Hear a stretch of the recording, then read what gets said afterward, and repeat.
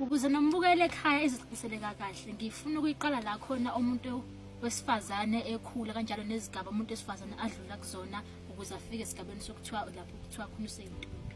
Siyazi ukuthi umuntu wesifazane uma esuke ezalwa usuke eyingane, akhule azangene esigabeni sokuba yitshitshi.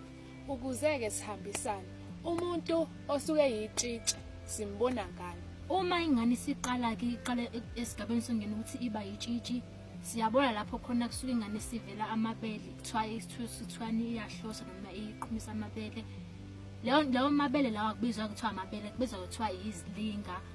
Ingakho sesibona ukuthi mama badala noma kuthiwa ugogo omdala khona kini esuke washaya ngomqwazo ukuze ezobuyela phakathi. Cela ungichazele ukuthi basuke bewashayelani ngoba kuthiwa umuntu wesifazane ngamabele. Ngibonge ngombuzo wakho. Uma ke ingane isuke ishawa-ke lezo zilinga lesuke sezivelwa, omama badala basuke benzela ukuthi leyo ngane le ingaziboni ukuthi isindala, ingaziboni ukuthi isingaqoma igijima into zabantu abadala. Okusho ukuthi iyona ndlela ekubonakala ngayo ukuthi useyitshitshi.